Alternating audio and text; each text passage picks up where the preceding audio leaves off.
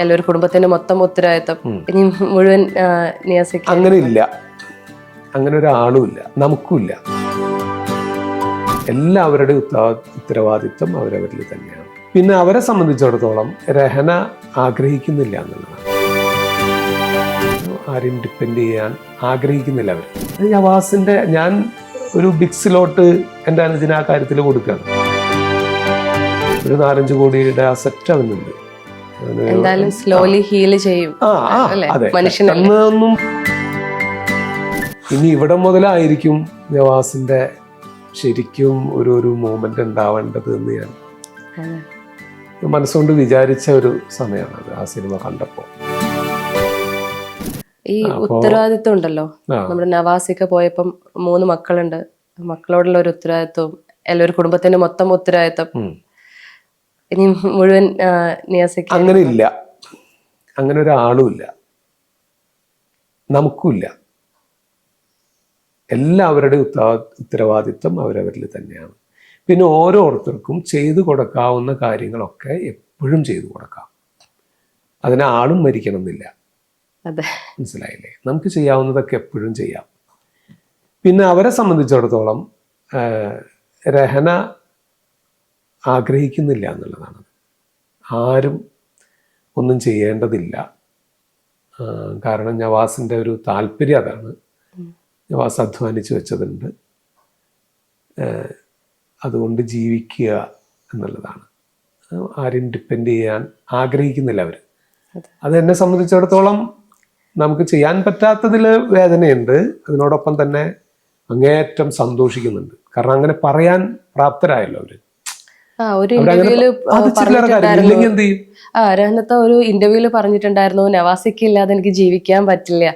അത് ഏതൊരു ഭാര്യയ്ക്കും അങ്ങനെയാണ്. അല്ല, അതങ്ങനെയാണല്ലോ. എന്റെ ഭാര്യയ്ക്കും അങ്ങനെ പറ്റില്ല. അതെ, ഭാര്യ ഇല്ലാതെ എനിക്കും ജീവിക്കാൻ പറ്റില്ല. അങ്ങനെ തന്നെയാണ് നമ്മുടെ ആ ബന്ധത്തിന്റെ തീവ്രതയാണത്. ഇപ്പോ സഹായം എന്ന് പറയുന്നത് നമ്മുടെ കുടുംബം ജീവിക്കാനായിട്ട് ദൈനംദിനം ഒരു ദിവസം നമുക്ക് വേണ്ടതായിട്ടുള്ള ഒരുപാട് കാര്യങ്ങളുണ്ടല്ലോ, സമ്പാദ്യത്തിനപ്പുറത്ത്. അപ്പൊ അതിനവർക്ക് സാധിക്കുന്നു. അതുകൊണ്ടാണല്ലോ മറ്റൊരാളെ ഡിപ്പെൻഡ് ചെയ്യേണ്ട, ആരും ഒന്നും ചെയ്യേണ്ടതില്ല, നമുക്ക് പിടിച്ചു നിൽക്കാൻ പറ്റുമെന്ന് കോൺഫിഡൻസോടുകൂടി ഒരാൾ പറയുന്നത് എന്തുകൊണ്ടായിരിക്കും? അത് നവാസിന്റെ ഞാൻ ഒരു ബിഗ് സ്ലോട്ട് എൻ്റെ അനുജന് ആ കാര്യത്തിൽ കൊടുക്കുകയാണ്. കാരണം അയാളുടെ തീരുമാനവും ആ തീരുമാനത്തിന് അനുസരിച്ച് ഫാമിലിയെ സജ്ജമാക്കുകയും ചെയ്തു എന്നുള്ളതാണ്. അവർക്ക് സമ്പാദിച്ചിട്ടുണ്ട്, അത്യാവശ്യം കുഴപ്പമൊന്നുമില്ല. ഒരു 4-5 കോടിയുടെ അസറ്റ് അവനുണ്ട്.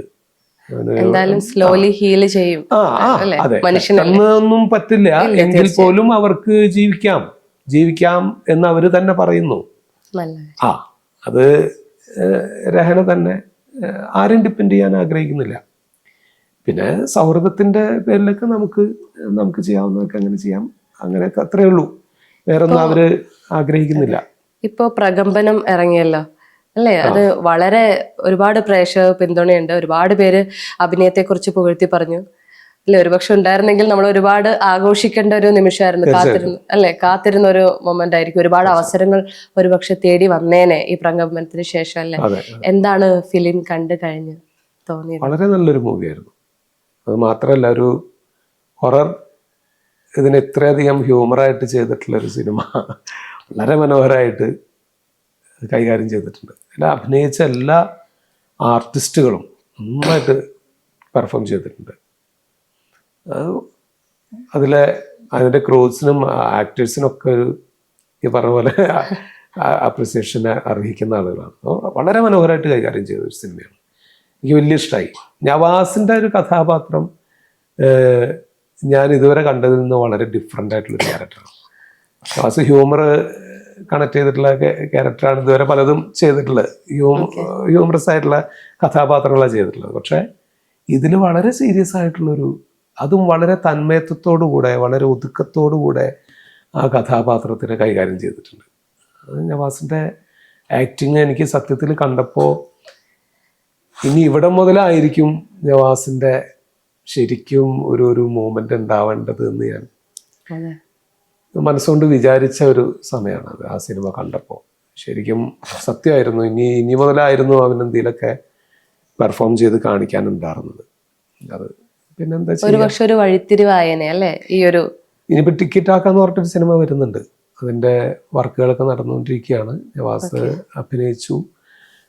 നവാസ് അഭിനയിക്കാൻ കഴിയാത്തൊരു സ്റ്റണ്ട് സീൻ അങ്ങനെയൊക്കെ ഉള്ളത് നമ്മുടെ സമദ്, നമ്മുടെ നാദിക്കാടെ ബ്രദർ ഉണ്ടല്ലോ സമദ് ഹെൽപ്പ് ചെയ്തിട്ട് സമദ് അത് പോയി. ആ ഒരു സ്റ്റണ്ട് സീനൊക്കെ അവർ AI മാറ്റി ഫിഗറൊക്കെ ചേഞ്ച് ചെയ്തിട്ട് ആ സ്റ്റണ്ട് സീനൊക്കെ വളരെ അധ്വാനിച്ചു കേട്ടോ സമതേ. നല്ല വലിയ അധ്വാനം ഉണ്ടായി എന്ന് പറഞ്ഞു. ഞാൻ വിളിച്ചു. പിന്നെ നമ്മുടെ സുധീർ പറവൂരുണ്ടല്ലോ, സുധീർ പറവൂരിനെ കിട്ടി ഞാൻ സംസാരിച്ചപ്പോൾ ഇങ്ങനെ സമതൊക്കെ ചെയ്തിട്ടുള്ള ഒരു റിസ്ക് ശരിക്കും പറഞ്ഞാൽ താങ്ക്സ് പറയേണ്ട ഒരു കാര്യമാണ് സമതിനോട്. വളരെ കുറച്ചുള്ളൂവെങ്കിലും ആ ഒരു സ്റ്റണ്ട് സംഭവങ്ങളാണ്. ബാക്കി സീനുകളൊക്കെ എല്ലാം നവാസ് വൃത്തിയായിട്ട് ചെയ്ത് അവസാനിച്ചിരുന്നു. അതിൽ ചെയ്യാനുള്ളത് ഈ സ്റ്റണ്ട് സീനും ഇതൊക്കെ ഉണ്ടായിരുന്നുള്ളൂ.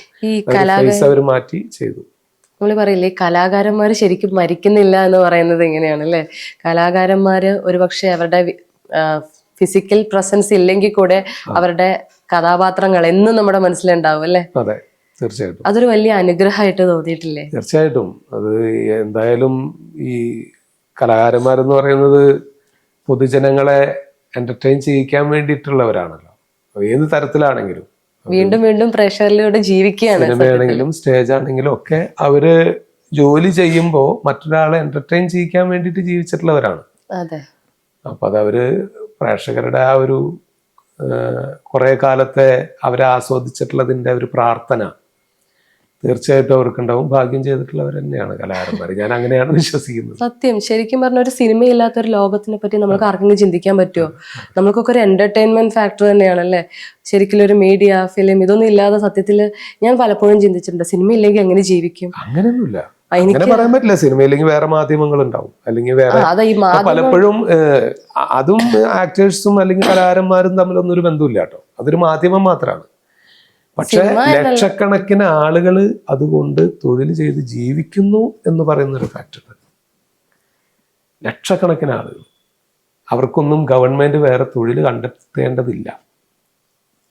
മനസ്സിലായില്ലേ? മാത്രമല്ല ഗവൺമെന്റിന് വലിയ വിധത്തിൽ നികുതി അടക്കുന്ന ഒരു മേഖലയും കൂടിയാണ്. അപ്പോൾ സിനിമ എന്ന് പറയുന്നത് വെറും ഒരു എന്റർടൈൻമെന്റ് ഒരു സംഭവം മാത്രമല്ല, വലിയൊരു തൊഴിൽ സാധ്യത ഉള്ള മേഖലയാണ്. ഒരുപാട് കുടുംബങ്ങളെ സംരക്ഷിക്കുന്ന ഒരു മേഖലയാണ്. ഒരു ആക്ടേഴ്സ് മാത്രമല്ലല്ലോ, അതിന് പുറകിലുള്ള എല്ലാ മേഖലയിലും ക്യാമറ, ലൈറ്റ്സ് ഇതാക്കുന്നവർ, യൂണിറ്റിലുള്ള ആൾക്കാർ, മെസ്സിൽ വരയ്ക്കുന്ന ആളുകൾ, അങ്ങനെ വലിയ വിഭാഗം ആളുകൾ ഇതുകൊണ്ട് ഉപജീവനം നടത്തുന്നുണ്ട്. അതും കൂടിയാണ് സിനിമ. നമ്മൾ പറയുന്ന പോലെ ഒരു എന്റർടൈൻമെന്റ് മാത്രമല്ല, എന്റർടൈൻമെന്റിന് വേണ്ടി ഉള്ളൊരു മാധ്യമമാണെങ്കിലും അത് വലിയൊരു തൊഴിൽ സാധ്യത ഉള്ളൊരു മാധ്യമം കൂടിയാണ്. അത് നിലനിൽക്കേണ്ടത് ശരിക്കും നമ്മുടെ രാജ്യത്തിൻ്റെയും കൂടി ആവശ്യമാണ്.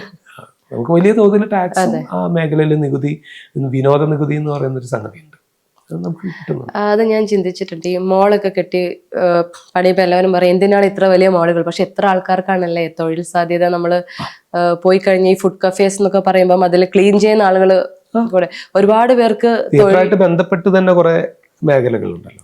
അവിടെ ക്യാൻറ്റീൻ നടത്തുന്ന ആളുകൾ പോലും തിയേറ്റർ ഉള്ളതുകൊണ്ടാണ് അതിലെ ക്യാൻറ്റീൻ നിലനിൽക്കുന്നത്. അത് ഞാൻ പലപ്പോഴും ചിന്തിക്കാറുണ്ട്. ഈ ബിഗ് ബോസ് കൊണ്ട് പൊതുജനങ്ങൾക്ക് എന്താ, പക്ഷെ അതുള്ളപ്പോഴും ഒരുപാട് പേർക്ക് തൊഴിൽ കിട്ടുന്നുണ്ട് അത് കാരണം അല്ലേ? ഒക്കെ കുറെ സാധ്യതകളല്ലേ. അപ്പൊ ഒന്നിനെയും നമുക്ക് അങ്ങനെ ഒരു തൊഴിലിനെയും അങ്ങനെ നിഷേധിച്ച് കണ്ടുകൂടാ.